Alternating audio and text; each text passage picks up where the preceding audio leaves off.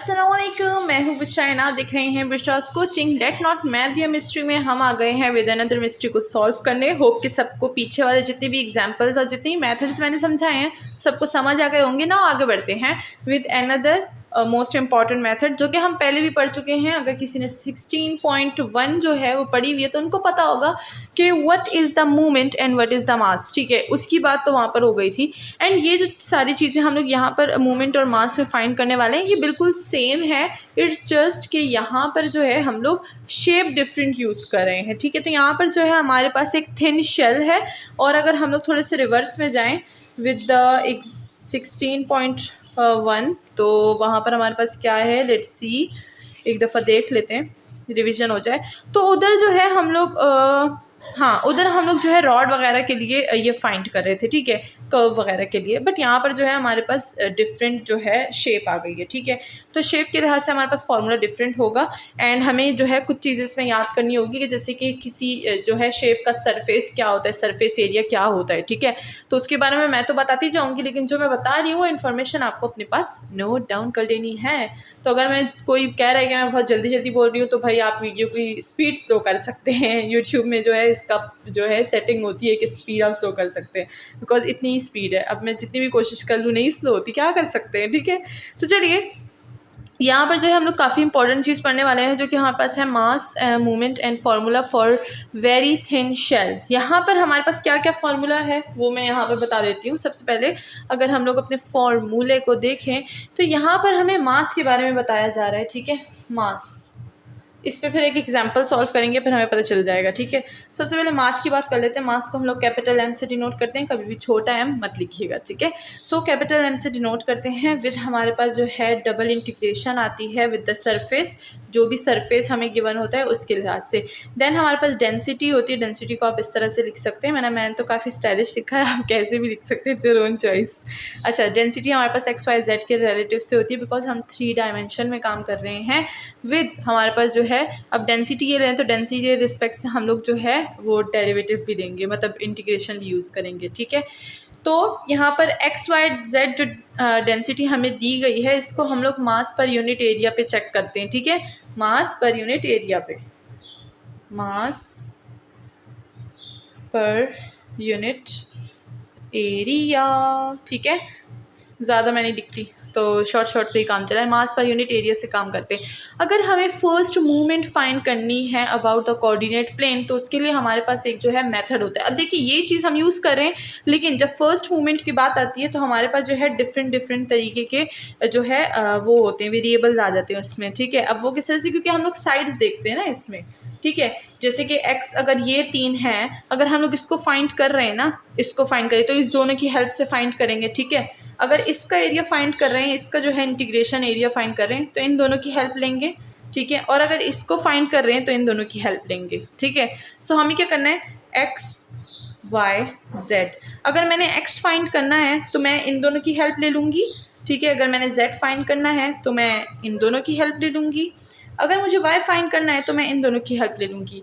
तो क्या आप थोड़ा सा पल्ले पड़ा कुछ कि मैं क्या बोलना चाह रही हूँ? अगर नहीं पड़ा तो अभी पड़ जाएगा। लेट्स सी कि क्या है यहाँ पर बात जो आपको पल्ले पड़नी है। ठीक है, अच्छा, मैं सबसे पहले क्या करूँगी, मुझे x का एरिया फाइंड करना है तो मैं क्या करूँगी, मैं ले लूँगी m with y and z integration कोई भी जो है साइड, और x with density and d of density.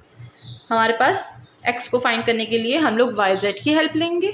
अगर हमें जो है फाइंड करना है, मैं पहले इधर ये लिख देती हूँ फार्मूला। ठीक है, हमें फाइंड करना है y तो मैं किस चीज़ की हेल्प लूँगी, मैं लूँगी x और z की हेल्प।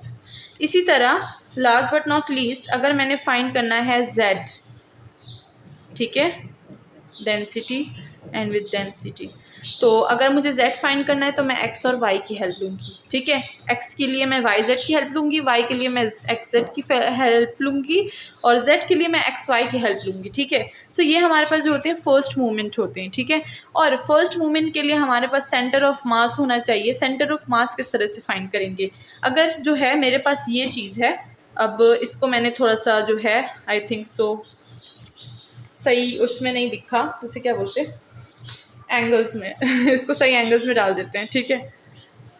सो सबसे पहले मैंने लिखा था m, मैंने YZ का लिखा था, देन मैंने लिखा था XZ का, देन आखिरी में मैंने लिखा था XY का, ठीक है। पहले मैं वही इंटीग्रेशन लिख देती हूँ। ये फर्स्ट मोमेंट की इंटीग्रेशन है, ये हो जाएगा x, ये हो जाएगा y, ये हो जाएगा z। और इसको आप ऐसे भी लिख सकते हैं, ऐसे और ऐसे कर दीजिए, ठीक है, मतलब थोड़ा सा ज़्यादा हो गया, ऐसे, ठीक है। सो ये हो गई हमारी डेंसिटी। अब ये तो मेरे पास हो गए। अगर मैंने x को जो है इंटीग्रल एरिया फाइंड करना है तो मैंने YZ की तो हेल्प ले ली, बस सेंटर ऑफ मास किस तरह से लिखूंगी, तो ये हमारे पास सेंटर ऑफ मास आ जाएगा, सेंटर ऑफ मास, ठीक है। सेंटर ऑफ मास अगर हम लोग देखें तो डिनोट होता है विद द, जिस चीज़ का, जिस साइड का हम फाइंड करें, जैसे यहाँ पर मैं x का फाइंड कर रही हूँ तो मैं क्या करूँगी, मैं लिखूँगी x और ऊपर एक डैश डाल दूँगी, ठीक है, इक्वल टू, ये क्या हो जाएगा, m y z, ठीक है, बाय m। ये हो गया एक। इसी को यूज़ करूँगी, जो मैंने ये फाइंड किया है ना, इसी पे मैं m को डिवाइड कर दूंगी तो मेरे पास सेंटर ऑफ मास आ जाएगा। तो सेंटर ऑफ मास को फाइंड करने के लिए सबसे पहले हम लोग ये यूज़ करते हैं। तो अगर जैसे कि मैंने बोला कि 16.1 जिन्होंने पढ़ी है तो उनको समझ आ रहा होगा कि यहाँ पर हम लोग क्या कहना चाह रहे हैं, ठीक है। एंड देन अगर मुझे y का फाइंड करना है तो y dash equal to m x of z divided by m, ठीक है। ये हो गया ना, z का तो आपको पता चल गया होगा, m x y by m। ये सारे जो होते हैं हमारे पास सेंटर ऑफ मास होते हैं फॉर दीज, जैसे कि ये और ये, ठीक है। तो इनके लिए सेंटर ऑफ मास हम लोग कुछ इस तरह से फाइंड करते हैं। देन मोमेंट ऑफ इनर्शिया हमारे पास एक जो है पॉइंट होता है जो कि हमें फाइंड करना होता है। अब वो किस तरह से करते हैं एक्स वाई जेड के लिए, लेट्स सी, यही एक्स वाई जेड, जैसे एक्स वाई जेड, तो ये जो एक्स है इसके लिए हम लोग मोमेंट ऑफ इनर्शिया कैसे फाइंड करते हैं, let's see.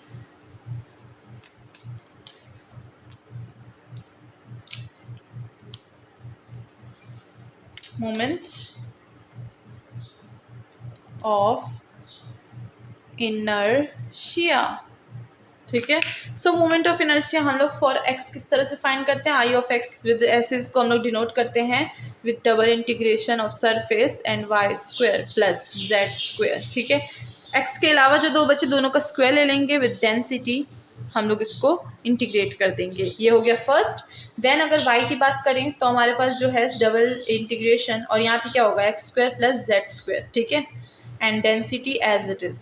And then I of Z यानी इनर्शिया ऑफ जेड के लिए फाइंड करने के लिए हम लोग ये यूज़ करेंगे, हमारे पास आ जाएगा x एंड y, ठीक है, विद डेंसिटी, इसको हम लोग इंटीग्रेट कर देंगे। एंड देन हमारे पास जो होता है टोटल, अगर हम लोग इसको देखें तो हमारे पास किस तरह से फाइंड होता है, इसको हम लोग टोटली इंटीग्रेट करते हैं विद इनर्शिया टोटल जो हम लेते हैं। तो आई ऑफ एल से इसको हम लोग डिनोट करते हैं with double integration of course surface R square with density, and इसको हम लोग इंटीग्रेट कर देते हैं, ठीक है। ये तो हो गया ना। यहाँ पर जो आर है वो हमारे पास एक्स वाई जेड है, distance from X Y Z to the point, to the line L, ठीक है, टू लाइन एल, ये हमारे पास एल होता है, ठीक है। इनर्शिया ऑफ जब हम लोग लाइन के लिए फाइंड करते हैं तो हम लोग उसके लिए ये यूज़ करते हैं।